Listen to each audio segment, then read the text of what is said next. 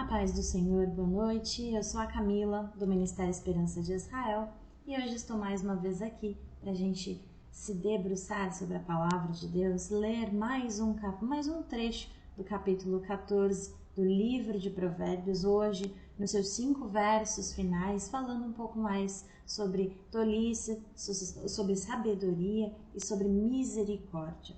Eu convido você a abrir a sua Bíblia, mas se você não tiver uma Bíblia por perto, não tem problema. Acompanha comigo essa leitura e essas reflexões. O verso 31º, o verso 31 do capítulo 14 do livro de Provérbios diz assim: que o que oprime o pobre insulta aquele que o criou, mas o que se compadece do necessitado o honra, honra-o, como diz a palavra de Deus. E para dar um complemento aqui, eu vou ler alguns outros versos da palavra de Deus, porque essa é a riqueza da Bíblia. Ela explica ela mesma para que a gente possa compreender, refletir e praticar. E o livro de Jó, no seu capítulo 31, nos seus versos 15 e 16, ele traz para a gente a seguinte reflexão: aquele que me formou no ventre, não fez também a ele? Ou não nos formou do mesmo modo na madre? Se retive o que os pobres desejavam, ou fiz desfalecer os olhos da viúva, se colocando em condição de igualdade com aqueles que naquele momento são diferentes dele.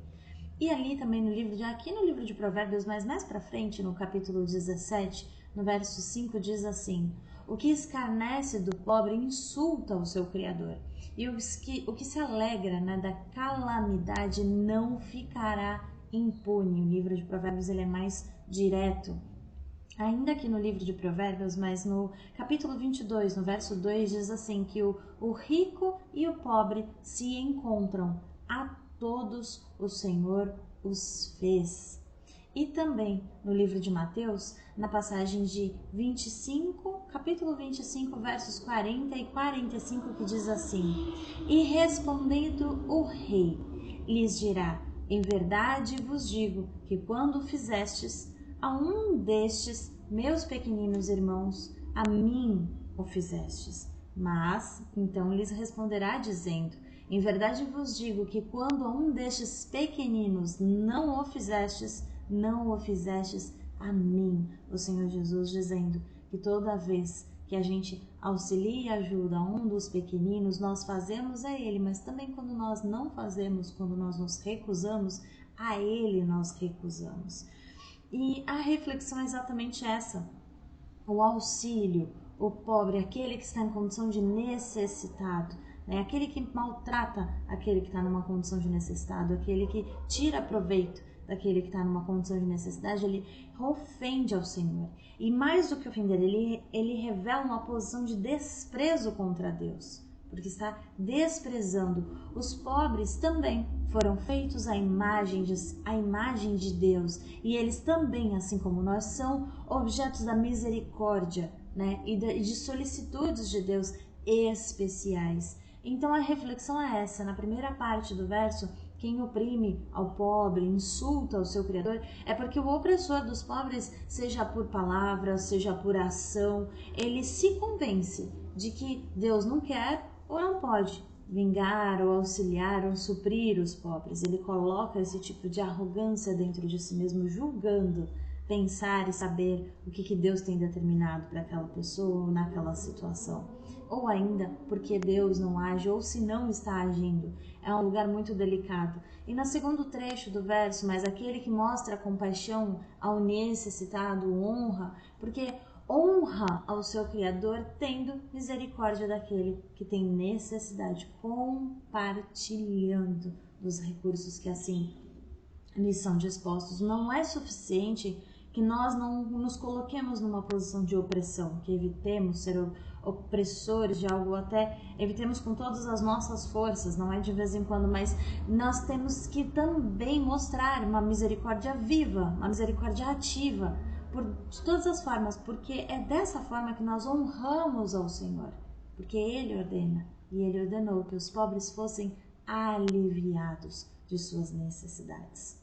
No verso 32, ainda aqui no capítulo 14 do livro de Provérbios, diz assim: que pela sua malícia será lançado fora o ímpio, mas o justo até na sua morte tem esperança. O livro de Jó, no capítulo 19, no versos 26, ele diz que depois de consumida a minha pele, contudo ainda em minha carne verei a Deus. E o livro de Jó é um livro muito rico, um livro muito antigo e um livro muito cheio das durezas e das dificuldades e das aflições que foram sofridas por Jó. Mas eu vou te convidar a ir um pouquinho mais para frente, lá no Novo Testamento, no livro de 2 Coríntios, capítulo 1, verso 9, que diz assim: mas já em nós mesmos tínhamos a sentença de morte, para que não confiássemos em nós, mas em Deus, que ressuscita os mortos. E 2 Coríntios, capítulo 5, verso 8, diz assim, que mas temos confiança e desejamos antes deixar este corpo para habitar com o Senhor. E ainda 2 Timóteo, no capítulo 4, verso 18, que diz: e o Senhor me livrará de toda má obra e guardar-me-á para o seu reino celestial, a quem seja glória para todo o sempre. Amém. Essa passagem, depois de todas essas palavras, né, essa passagem, por sua malícia, o perverso ele é excluído, é porque quando a penalidade do perverso, né, o alcança, esse mal, essa consequência, ele é excluído, ele é expulso, como se ele fosse até, como diz a palavra de Deus, palha, né? Nada tendo de bom e substancial em si mesmo. Salmos 1,4 fala que não são assim os que são ímpios, mas são como a moinha que o vento espalha. Porém, o justo, até na sua morte, ele mantém a confiança. Porque não é só a esperança certa da vida eterna, é além disso. É a certeza na esperança naquele momento onde as angústias, semelhante às angústias de morte, vêm sobre o justo. É ali que ele mantém a certeza na esperança. O Antigo Testamento, ele não tem um detalhamento, né? Apesar da passagem de Jó que está no Antigo Testamento, ele não tem um ensino detalhado sobre o que vai acontecer após a morte. Mas o livro de Provérbios, nessa situação e a partir daí, ele mostra com precisão que os justos eles têm a esperança da vida após a morte, como nós lemos, né? Na vida eterna com o Senhor. Então, quando os ímpios morrem, se a gente puder colocar dessa forma, eles não têm nenhum tipo de esperança, mas é o medo, é o terror, é a ruína do fim que se aproxima, que chega, né?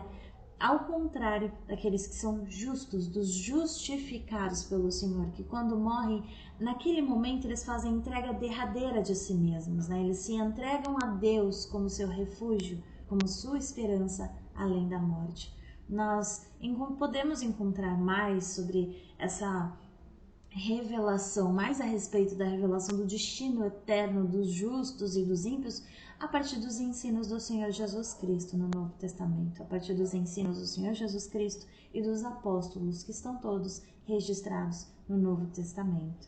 O verso 33, ele diz assim: no coração do prudente repousa a sabedoria, mas o que há no interior dos tolos se conhece.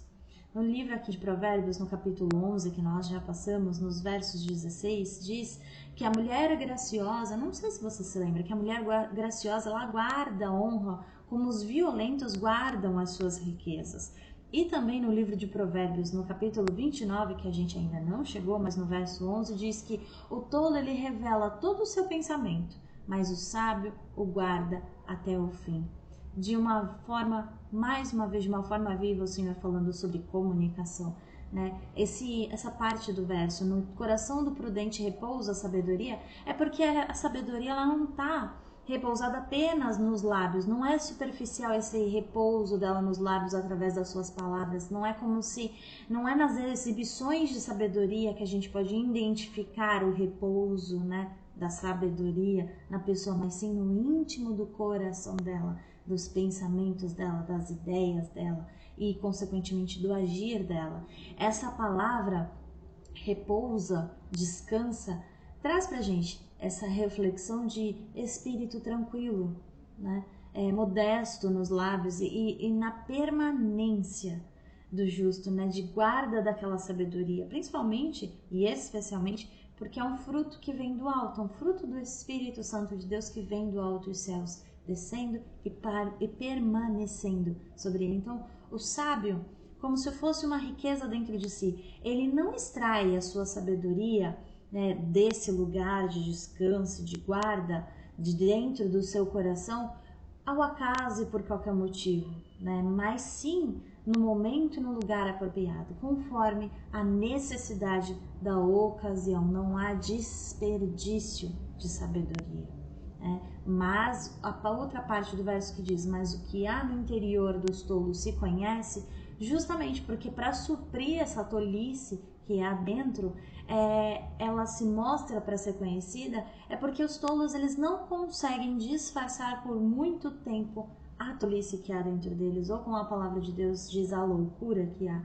Então, com certeza, em algum momento ele vai se trair, vai falar fora do momento, vai falar sem algo sem julgamento, sem observação, sem reflexão, sem controle e sem tempero, né? Sem equilíbrio. O verso 34 ele diz assim: a justiça exalta as nações, mas o pecado é o opróbrio dos povos. Em hebraico, durante as minhas pesquisas, eu encontrei que a palavra para povos é plural, mas a palavra que é utilizada para nações é singular. E o que me fez perceber e trouxe a reflexão de que esse verso, esse trecho, quer nos ensinar sobre a escassez de nações que praticam a retidão e a multidão daqueles que pecam nacionalmente. Então é mais até do que isso. O pecado, ele reprova todo um povo, ele coloca todo um povo, toda uma nação, todo um país, toda uma região, ele em estado de reprovação. O pecado, ele torna as pessoas e as nações infelizes, ele diminui o poder do povo, ele diminui o crescimento do povo, ele diminui a graça do povo, ele diminui a força de todo um povo. E no verso 35, que é o nosso último verso dessa noite, diz assim que o rei tem seu contentamento no servo prudente, mas o que procede indignamente cairá o seu furor. Mateus, no livro de Mateus, no capítulo 24, verso 45, diz assim: quem é, pois, o servo fiel e prudente, que o seu senhor constitui sobre a sua casa, para dar sustento ao seu tempo? E no verso 24 a 47, ali no capítulo 24, no seu verso mais para frente, 47, diz assim: em verdade vos digo que o porá sobre todos os seus bens. Porque o rei, né, se agrada do seu servo prudente, como diz na primeira parte, é porque o rei é aquele que está em posição, né? E até o Senhor, se a gente pudesse fazer a metáfora, né? Ele se agrada do servo que age com sabedoria. E a gente pode usar de exemplo, por exemplo, José, que foi promovido ao posto mais alto no Egito, devido à sabedoria que ele demonstrou. Assim também a gente pode abordar Daniel, que foi colocado numa posição de confiança, né, de conselho. E a segunda parte desse verso, porém ele mostrará o seu furor ao que procede indignamente. Aqui a nossa reflexão ela pode ser literal, porque todo aquele que age, né, procede com indignidade, ele vai ser objeto da ira do Senhor. Existe ainda uma tradução que diz assim, que um servo inteligente é aceitável para o rei, e por sua perícia, pelo seu cuidado, pelo seu exercício de sabedoria, ele remove a desgraça de seu caminho. Então essas são as considerações da leitura desses versos da Palavra de Deus nesta noite. Eu espero que de alguma forma, algum deles possa ter sido bênção para ti. E, se assim o Senhor permitir, na próxima semana, na próxima quinta-feira, estarei eu aqui novamente, fazendo as leituras e as considerações da Palavra de Deus. Eu agradeço muito a tua companhia até aqui e que Deus te abençoe.